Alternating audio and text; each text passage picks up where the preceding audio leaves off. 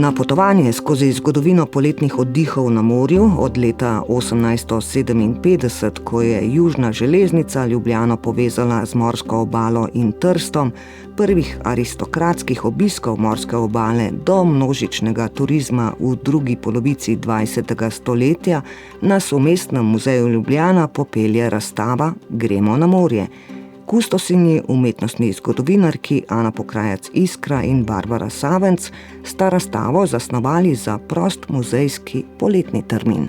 In je bilo zelo spontano. Poletje, gremo na morje. Vedno rečemo, že od nekdaj rečemo, gremo na morje. Čeprav pravzaprav tudi slovnično ni tudi najbolj pravilno, ampak gremo na morje. In je tako ostalo. Samo da smo dodali, ker je dejansko bistvo in cilj same razstave ta, da pokažemo predmete, ki jih Ljubljanski muzej, Mestni muzej Ljubljana skoraj da nikoli ne more ali pa sploh še ni pokazal na razstavi.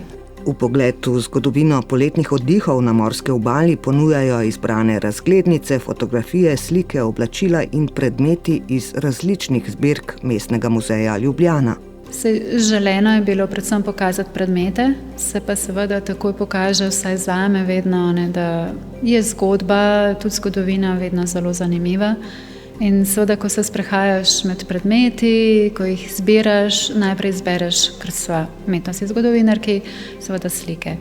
Ampak tako kot je seveda opazno na razstavi, so te slike iz 50. let večinoma, ko dejansko vemo, da zacveti in se začne tako imenovani sindikalni turizem. Torej čas, ko tudi Ljubljančani v velikem številu odidejo na morje, na plažo, zaplavajo v morju, se sprostijo.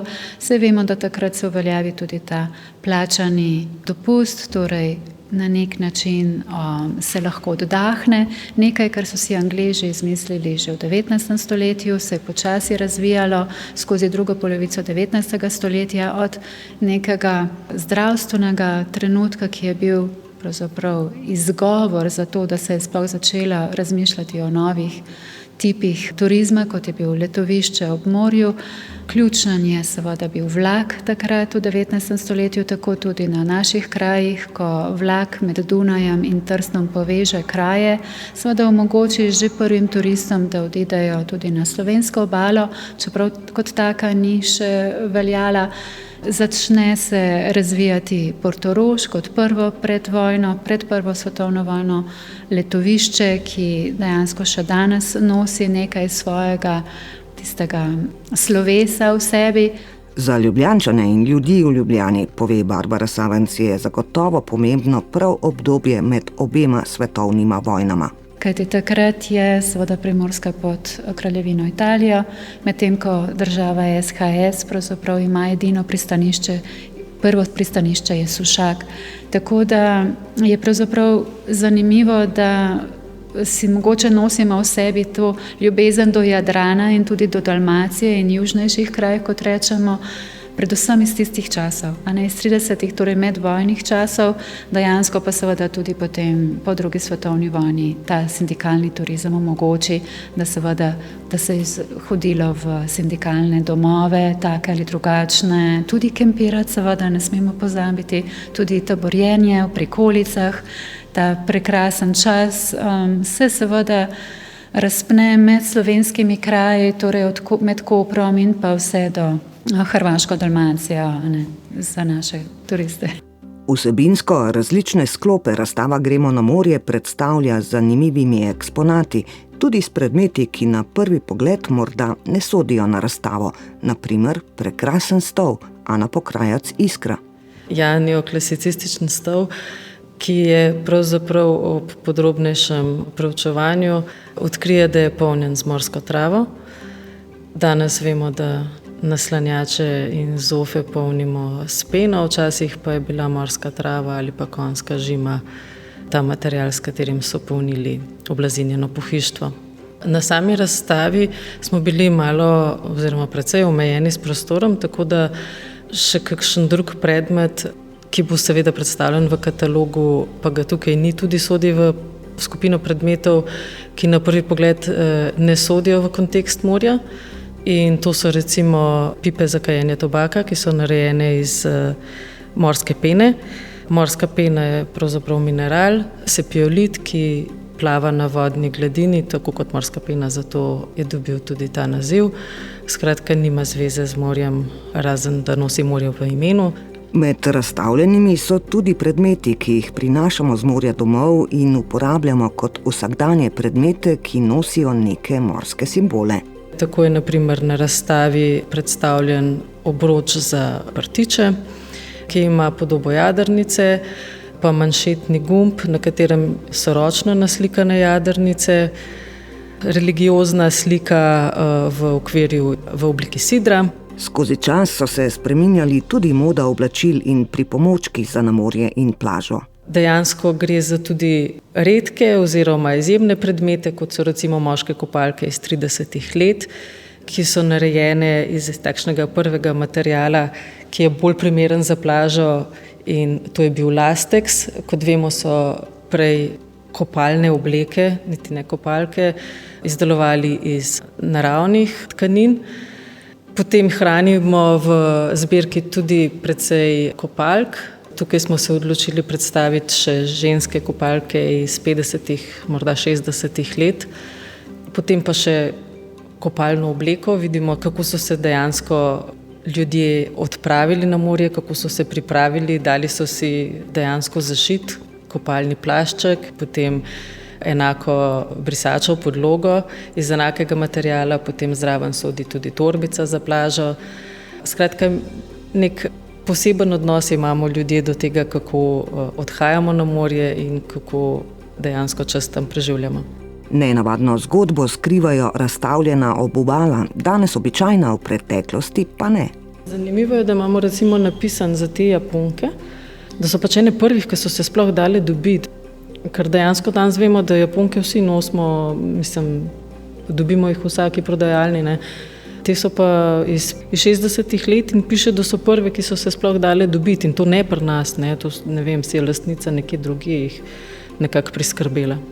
Za potovanje do oddiha ob morju, ki si ga lahko popestrimo tudi recimo s posedanjem na kakšni terasi in uživanjem s pogledom na morje, seveda potrebujemo kakšno potovalko oziroma kovček. Razstavljeni iz obdobja med obema vojnama ima cel kup nalepk.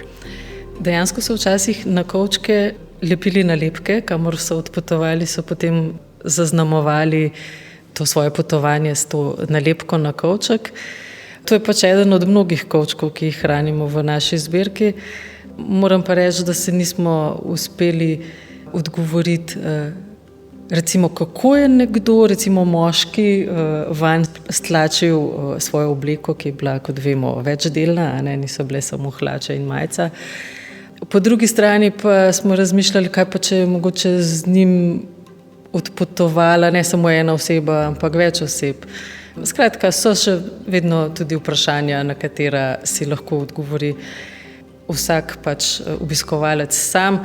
Tako kot je dejansko tudi naslovna slika, ki smo jo izbrali za naslovno podobo razstave Gremo na morje, slika Mira Cetina z naslovom Terasa.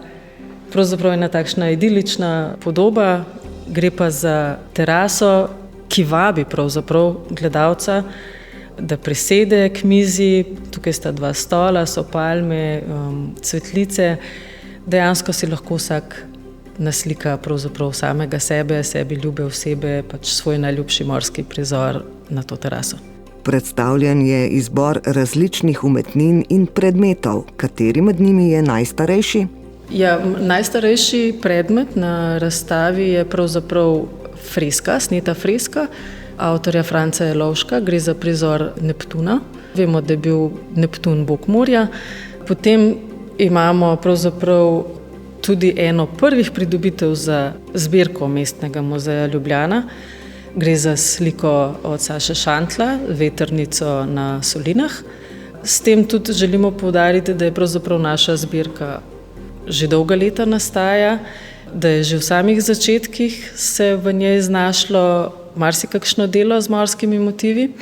Hranimo tudi krasno sliko Alberta Sirka, prvega oziroma edinega slovenskega marinista, kot pravi stroka. Potem hranimo pa še veliko slik, ki so dejansko večinoma iz 50 let, pa seveda tudi medvojnega obdobja, naprimer Mušičeve sardine, ki so iz 30 let, gre za njegovo zgodnje delo.